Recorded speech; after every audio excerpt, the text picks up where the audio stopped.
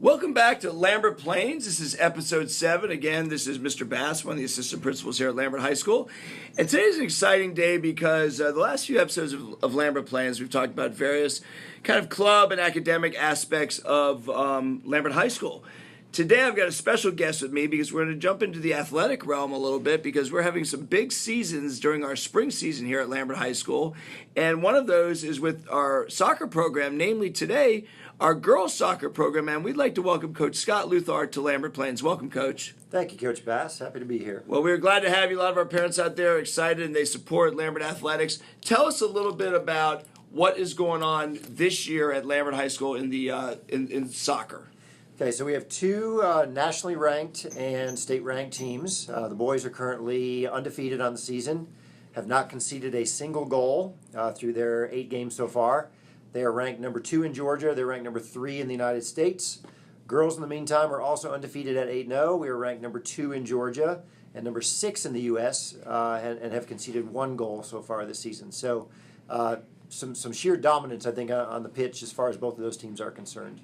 Wow, and that is and this doesn't happen overnight. Tell us a little bit about. I know we have a great kind of marked history here at Lambert High School for soccer, as well as, of course, all of our sports. But we're talking football today, soccer today. So tell us a little about the history of soccer here at Lambert High School. So we've been very fortunate, very blessed to have lots of quality, talented players, but also players that are very committed, very coachable, very into what we're trying to do as far as building a program and developing players.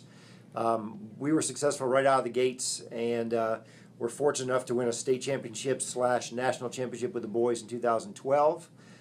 Girls were state runner-up in 2015, came back a couple years later, and then finished the drill and won the state championship in 2017.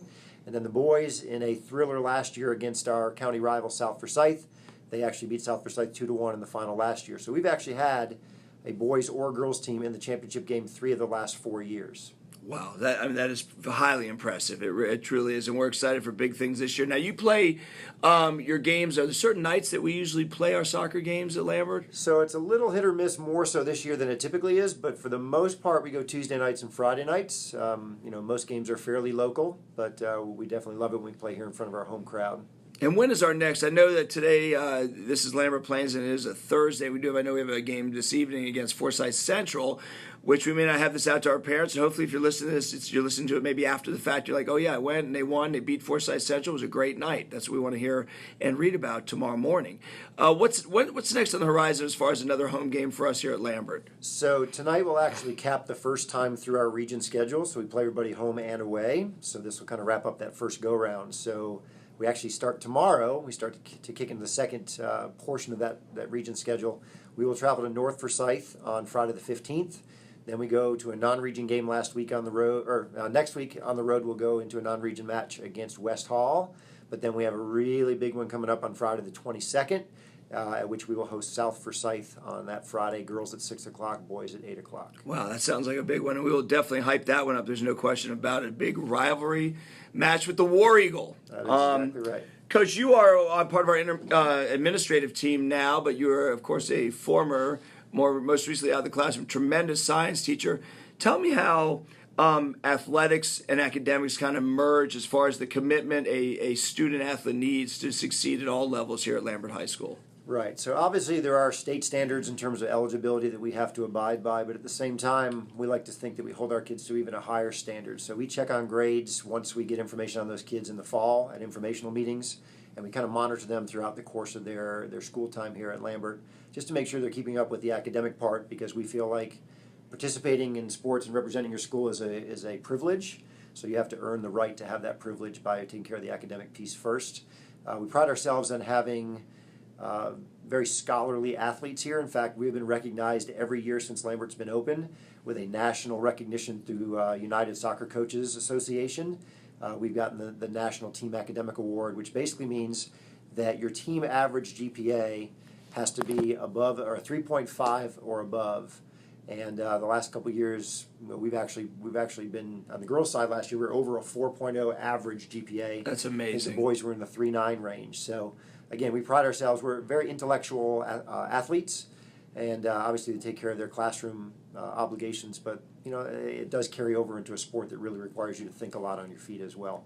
I mean, they're definitely held to a higher standard. It's quite evident, and and it is amazing that we. So you're saying we have two teams that are ranked in the top 10 in the country? Is that true, Coach? That is correct. Yes, sir. I mean, for a public school, that's probably pretty amazing, and probably stands alone, I would think. That is true. And when the boys won their national championship back in 2012, that was a huge accomplishment. Same year, I think the baseball did the same thing, I believe, that same 2014, year. they won it. 2014, okay. Mm-hmm. And actually, we found out kind of after the fact, because there's a couple different, I guess, publications that rank nationally, but the girls' 2017 state championship team was also awarded a national championship by Max Preps, which is another organization as well. So we've actually had two national champion portions or parts to our program here since we opened. My goodness. And how do obviously kids don't just decide they're going to play soccer. So obviously travel programs are essential or a part of how you deal with. How does that go to working hand in hand, or how does that work with our soccer program? So it used to work hand in hand really well, and I think it's kind of gone away from that just a little bit in terms of the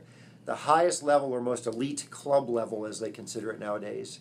That's a level at which they don't allow kids to play high school soccer or participate in high school sports. So they're basically, locking in their school year. It's a 10-month season, so they don't allow them to participate in high school, which we think has a lot of value. I mean, we see the value in club because they get a lot of college exposure through club soccer.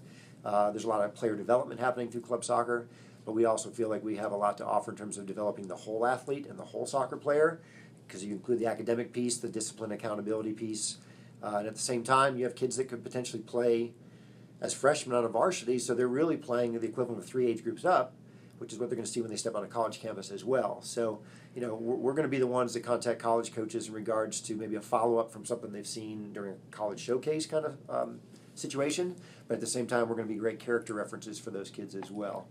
We're very fortunate on the girls' side this year in that we had lost a good number of talented players a couple years ago to the highest club level called the DA, and we actually gained 8 of those girls back this year. So that's with a great foundation we already had, that goes a long way towards finding that level of success again that we're used to this year. Well, that is so exciting. That excuse me, I know locally it seems like soccer is so exciting and hitting it big because I guess of our Atlanta United. Are you a fan of professional soccer? Absolutely, Vamos ATL.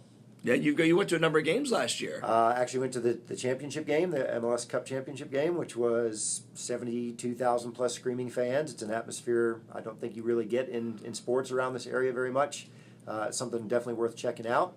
And I was actually fortunate enough a couple years back when my son graduated from boot camp for the Marines, he was actually fortunate enough to do the coin toss before one of those games in front of 70,000. Wow. So it took a very proud moment in terms of him making it through boot camp, and it made us even more proud to see him up on the big halo board and doing the coin toss out there. So it was very cool. What a proud moment. What a proud moment. Absolutely. It's unbelievable. Well, we got to say Vamos, Lambert Longhorns. In other words, let's go. We're excited. Coach, soccer, it's soccer season right now. We are in full swing. Uh-huh. And next Friday night, we have the South Forsyth War Eagles coming to town. 5 o'clock. 6 o'clock girls, 8 o'clock boys. 6 Please and 8. come out. Please come support. It's always a great match between us and South. Great rivalry, great history there. So we'd love to see you out there. And it is we are so prideful of our soccer program, both the boys and the girls programs. Keep up the good work, Scott Luthart. You are a great coach, a great administrator, a great teacher, and we are lucky to have you here at Lambert High School. Thank you, sir. It's been my pleasure. Hook 'em horns. Hook 'em.